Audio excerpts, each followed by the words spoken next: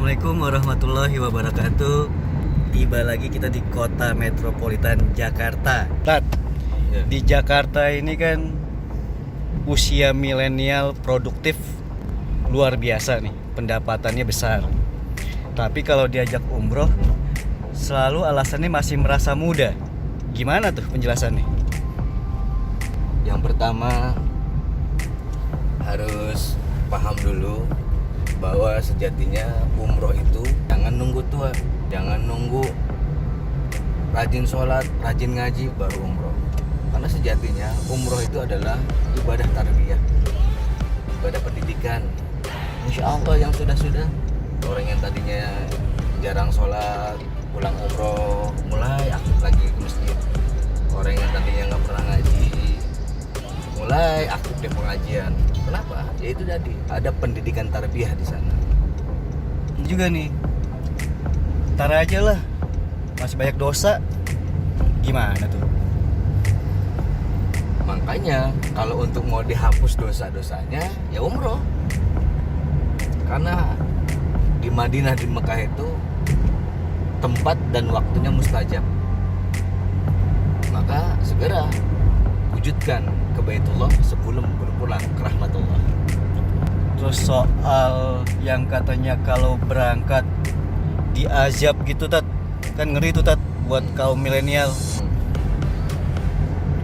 Ya, Ada nggak sih tuh? banyak cerita-cerita pengalaman-pengalaman jamaah yang katanya seperti ini, seperti itu gitu ya. Nanti di sananya akan seperti ini. Ya bismillah gitu kan. Makanya saya selalu pesan saat manasik umroh itu, kalau kita menemukan sesuatu yang nikmat, yang enak, yang indah, bersyukur alhamdulillah. Dan ketika menemukan sesuatu yang tidak enak, silent, jangan cerita karena itu jadi aib kita. Oh iya. Ini masih tentang kita nih, Tat, milenial. Mudah-mudahan bisa mewakili ya. Ada lagi pernah kita ketemui, terus beralasan ntar aja lah nunggu anak-anak gede. Terus ada lagi gini, biar sukses dulu lah usahanya. Tapi gak dirasa, toto tua aja tuh. Gimana Pasti sih ya. harusnya? Oke, bicara kesuksesan, sebetulnya kita sudah disukseskan oleh Allah Subhanahu wa taala. Sudah sukses kita, cuma kita tidak menggali potensi dalam diri kita. Contoh, saya punya catatan 10 orang terkaya di Indonesia. Yang urutan 10 orang yang paling kaya di Indonesia ada Khairul Tanjung, pemilik Transmart, memiliki kekayaan 50 triliun. Kemudian di urutan ke-9 ada Bunyamin Sutiana, pemilik Kalbe Parma, memiliki kekayaan 63 triliun. Kemudian ada Tahir dengan nama asli Ang Cut Ming, asal Cina, pemilik real estate, mempunyai kekayaan 78 triliun. Masya Allah. Kalau kita lihat-lihat, kaya ya hebat, uangnya banyak. Bukan, justru yang paling kaya itu kita. Apa buktinya? Jaminan kata Rasulullah. Ketika kita sholat subuh, kemudian sebelum sholat subuh, sholat nih kita 2 rakaat sebelum subuh, sholat qobliyah. Maka apa jaminannya? Sejatinya seluruh dunia dan diisinya adalah miliknya. Masya Allah. Masya Allah. Kayak mana? Kayak kita. Kayak kita kan. Nah makanya gali potensi itu untuk umroh. Jadi jangan nunggu ntar kaya baru umroh, enggak. Banyak kok program-program di travel itu, ada program tabungan suka-suka. Kalau memang kita bisa ikhtiarnya dengan tabungan suka-suka, ya menabung. Bisanya dengan uang cash, ya uang cash. Seperti itu kurang lebih. Masih ada nih pertanyaan nih. Apa tuh? Ya, ini sih masih mewakili lagi milenial. Kenapa? Karena saya bagian dari milenial itu sendiri nih, Tat. Dulu pernah takut mau ke Baitullah. Nah, ini mumpung lagi inget nih, pernah ngalamin ketemu calon jamaah badannya udah penuh tato tuh, Tat. Iya. Itu apa dia harus hapus dulu tatonya baru Iya. dia bisa nginjakan kakinya ke tanah suci?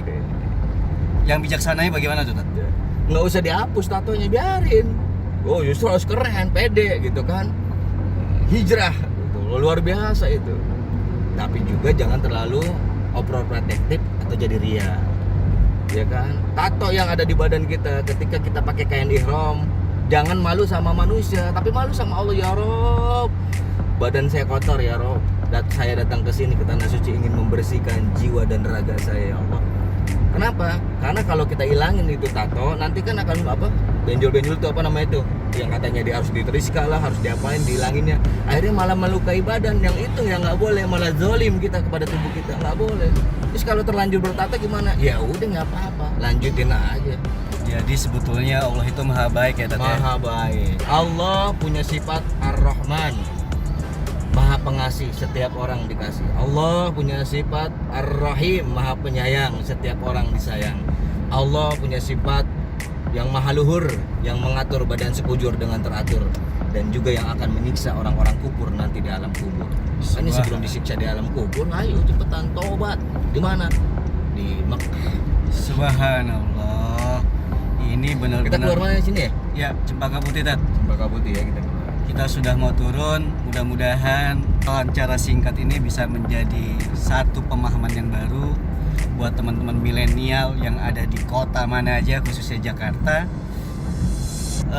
Yuk kita sama-sama kuatin azam. Nggak ada itu azab di tanah suci, justru di sana adalah tanah pengampunan.